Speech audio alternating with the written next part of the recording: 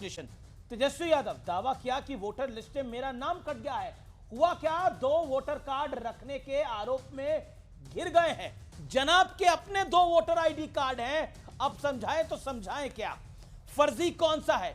अब बीजेपी कह रही है कि नेता का क्या ये हाल है, तो कार्यकर्ता ने तो 4-4 फर्जी वोट बनाए होंगे। राहुल गांधी नरेंद्र मोदी सरकार को घेरने के लिए कहा, हमारी सेना पिट रही है। सुप्रीम कोर्ट ने क्या कहा? सुप्रीम कोर्ट ने कहा सच्चा भारतीय कभी ऐसा कह ही नहीं सकता। यह बहुत बड़ी फजीहत है। ऑपरेशन सिंदूर, संसद में चर्चा के लिए खूब हंगामा किया।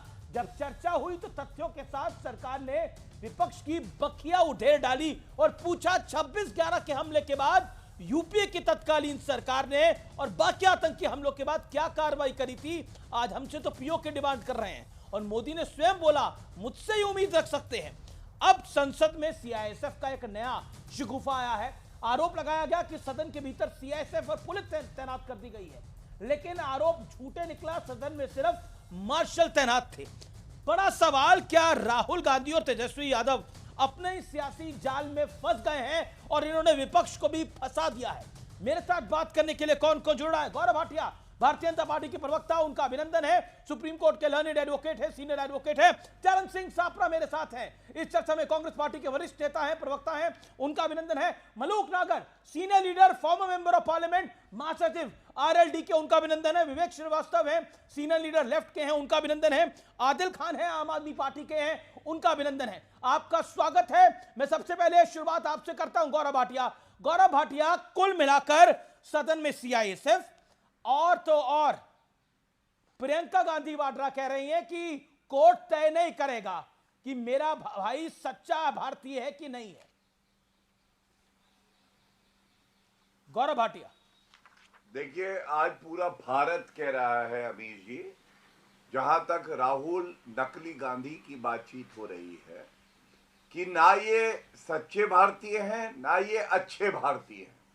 मैं पुनः कहूंगा, ना सच्चे हैं ना अच्छे क्यों? हैं। और हम लोग तमाम चर्चाओं में ये उठाते थे कि एक भारतीय कैसे अपनी वीर सेना के लिए, जिसका साहस शौर्य पूरा विश्व जानता है, कह सकता है कि भारतीय सेना चीनी सेना से पिट रही।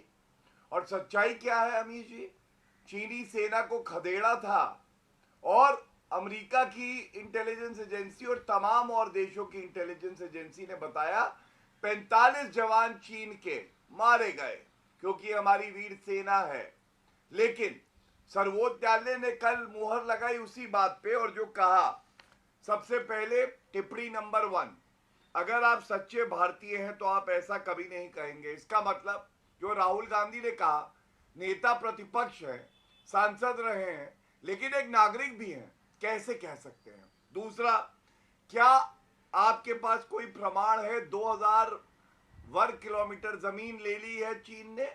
क्योंकि नरेंद्र मोदी जी कह चुके हैं पिछले 11 साल में 1 इंच भूमि नहीं गई। हमारे आर्मी के जनरल कह चुके हैं 1 इंच जमीन नहीं गई 11 साल में। हाँ, 43,000 स्क्वायर किलोमीटर जमीन अगर किसी ने दी तो वो जवाहरलाल नेहरू हैं। तो सुप्रीम कोर्ट ने कहा क्या प्रमाण है? और तीसरी बात ये भी कह दिया क्या आप वहां पे थे, कम से कम जिम्मेदारी से बोलना चाहिए। तो मैं सबसे पहले एक बात कहूंगा, प्रियंका गांधी वाड्रा अपने भाई का बचाव कर रही हैं, लेकिन सर्वोच्च न्यायालय ने वो बात कही है जो भारत की जनता कह रही है कि हमारा दुर्भाग्य है कि ऐसा नेता प्रतिपक्ष मिला है जो ना परिपक्व है ना जिम्मेदार है।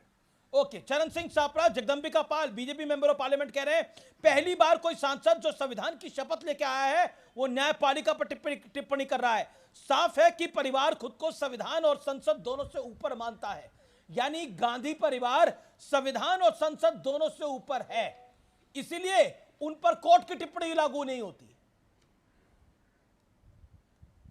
अमीश जी, जैसे आपने बीजेपी के प्रवक्ता को बिना टोके समय दिया, ऐसे मुझे भी बिना टोके समय दीजिएगा। न्यायपालिका पर टिप्पणी की बात अगर आप करते हैं तो मैं आदरणीय जगदंबिका पाल जी को याद दिलाना चाहूंगा कि निशिकांत दुबे तो अभी थोड़े दिन ही पहले भूल गए थे। तो कोई मेमोरी लॉस हुआ है क्या जगदंबिका पाल जी को? ये बोले थे, निशिकांत दुबे बोले थे, अर्जुन राम मेघवाल बोले थे, उन्होंने तो चेता दिया था न्याय व्यवस्था को, जुडिशरी को। यहां तक कह दिया था कि गृह युद्ध होगा तो उसकी जवाबदार जुडिशरी होगी। देखिए, ये भारतीय जनता पार्टी इस तरह के शगुफे खेलती रहती है, इस तरह की स्टेटमेंट देती रहती है। अब मुझे ये बताइए कि सच्चा भारतीय कौन है? ये नकली विश्वगुरु तय करेंगे या नकली विश्वगुरु की सेना तय करेगी कि भाई सच्चा भारतीय कौन है? अरे भाई, ये परिवार वो है जिसने आजादी से पहले इस देश के लिए शहादत दी, आंदोलन में रहे, और उसके आजादी के बाद भी देश के लिए शहादत दी। श्रीमती इंदिरा गांधी जी ने, राजीव गांधी जी ने शहादत दी है। अब ये उसके लिए तय करेंगे कि कौन सच्चा भारतीय है। और राहुल गांधी जी से ये डरते हैं। राहुल गांधी जी जब से आए हैं, इनको कदम पीछे खींचने पड़े, चाहे वो भूमि अधिग्रहण का मामला हो, चाहे वो किसानों के काले कानून हो, चाहे या फिर लेटरल एंट्री का बिल हो, या फिर जातिगत जनगणना का मामला हो। हर मामले के अंदर इनको कदम पीछे खींचने पड़े, यू टर्न लेना पड़ा। कई बार भारतीय जनता पार्टी ने सेल्फ गोल भी किया राहुल गांधी जी से डरते डरते। अब ये कहने को कुछ भी कहते रहे, लेकिन डरते हैं। Okay, you made your point. Okay, Gaurav Bhatia, respond to this, then Malook Nagar. तो जनता की अदालत तय करेगी। ओके, जनता की अदालत तो तय कर रही है बीते 11 साल से, और अभी महाराष्ट्र में तय करा है, हरियाणा में तय करा है, तो इसीलिए तो 400 से 240 पर ले आए। आप डरते हैं राहुल गांधी से, और मल्लिकार्जुन खड़गे कह रहे हैं कि सीएसएफ को तैनात कर दिया गया है सदन के अंदर। सबसे पहले मैं आपको एक आज अंदर की बात बताता हूं, हंसिएगा नहीं, लेकिन जितने कांग्रेसियों से बात होती है, आपको मालूम है, जब राहुल गांधी मंच की तरफ जाते हैं और माइक पकड़ते हैं तो कांग्रेस के नेता डरते हैं कि आज ये क्या बोल जाएंगे, फिर फैला देंगे रायता, साफ करने में कोई नहीं करेगा सहायता, सफाई हम ही को करनी पड़ेगी। तो ये सच्चाई है। लेकिन आप देखिए, राहुल गांधी पे जो टिप्पणी सर्वोच्च न्यायालय ने करी, उस पे कुछ नहीं बोले। चीनी सेना से भारतीय सेना पिट गई है, इसका खंडन भी नहीं किया बेचारे प्रवक्ता ने। वो कैसे करेंगे, मजबूरी है। लेकिन हाँ, परिवार की बात करते नकली गांधी, मैं भी बताता हूं इस परिवार ने क्या देना चाहूंगा। ये अनोखा परिवार है। वर्तमान में 3 लोग ऐसे हैं जो भ्रष्टाचार के आरोप पे बेल पे बाहर है। महाभ्रष्टाचारी, महाबेईमान परिवार। दूसरा, इमरजेंसी किसने लगाई? इंदिरा गांधी, इसी परिवार ने लगाई। सिख दंगे हुए, 3000 सिखों को मारा गया, महिलाओं को प्रताड़ित किया गया। किस परिवार की देन है? राजीव गांधी ने कहा, बड़ा पेड़ गिरता है तो धरती हिलती है।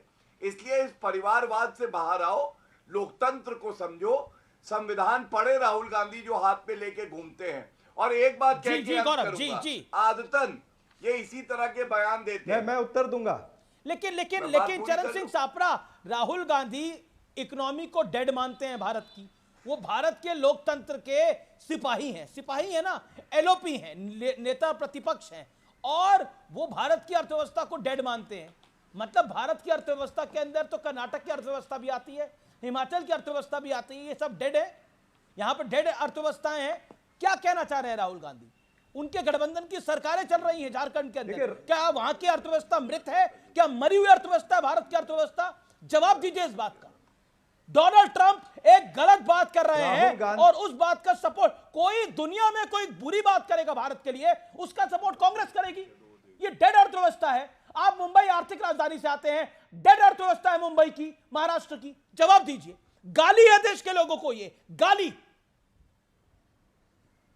राहुल गांधी जी का कहने का परिप्रेक्ष्य यह है कि जिस तरह से हमारे देश की अर्थव्यवस्था जो चरमरा रही है, जिस तरह से ट्रंप ने 25% टैरिफ लगा दिया है, अब पेनल्टी उसने डिस्क्लोज नहीं की है, कितनी पेनल्टी क्या लगाएगा 2-4 दिनों में वो भी पता चलेगा। मैं सारी बातें आपकी मानता हूं सर, लेकिन हमारी अर्थव्यवस्था मरी हुई है, भारत की अर्थव्यवस्था मरी हुई है। सापरा साहब, मैं आपसे दिल की गहराइयों से ये सवाल पूछ रहा हूं, भारत की अर्थव्यवस्था मरी हुई है क्या?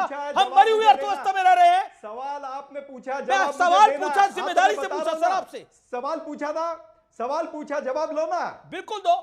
आप क्यों घबरा रहे हैं? सुनिए ना। मैं घबरा नहीं रहा, मुझे बुरा लग रहा है भारत की अर्थव्यवस्था को मरी हुई अर्थव्यवस्था बोला गया है। ना मुझे भी बुरा लगता है अमीश जी, मुझे भी बुरा लगता है जब आप बीच में टोकते हो। अर्थव्यवस्था इसलिए चरमराई है क्योंकि आज हमारी मैन्युफैक्चरिंग इंडस्ट्री जो है उसमें दरार पड़ी है। चरमराता बोलते हैं, मरे हुए क्यों बोल रहे हैं? एमएसएमई जो है, एमएसएमई जो है वो चली नहीं है। आपका मेक इन इंडिया, आपका फेक इन इंडिया हो गया है। आपकी तमाम सारी योजनाएं जो हैं वो सिर्फ क्रोनी कैपिटलिज्म के लिए है। आप अगर माफ करते हो, किसी का कर्जा माफ करते हो, तो उद्योगपतियों का 16 लाख करोड़ रुपया माफ करते हो, किसानों को कोई कर्ज माफी नहीं देते हो। ये तमाम सारी चीजें देख करके कहा गया है कि देश की अर्थव्यवस्था चरमरा रही है। बिकॉज़ इतिहास इस बात को याद रखेगा। व्यूअर्स, भारत की अर्थव्यवस्था मरी हुई है। अगर आप कोई काम कर रहे हैं, कोई बिजनेस कर रहे हैं, आप कहीं नौकरी कर रहे हैं, आप कोई सर्विस दे रहे हैं, तो आप कुछ नहीं कर रहे हैं। भारत की अर्थव्यवस्था मरी हुई है बकौल कांग्रेस पार्टी के सर्वोच्च नेता राहुल गांधी। आप मानते हैं इस बात को? मुझे एक्स पर, फेसबुक पे, इंस्टाग्राम पे लिख के भेजिए। भारत की अर्थव्यवस्था मरी हुई है मलूक नागर।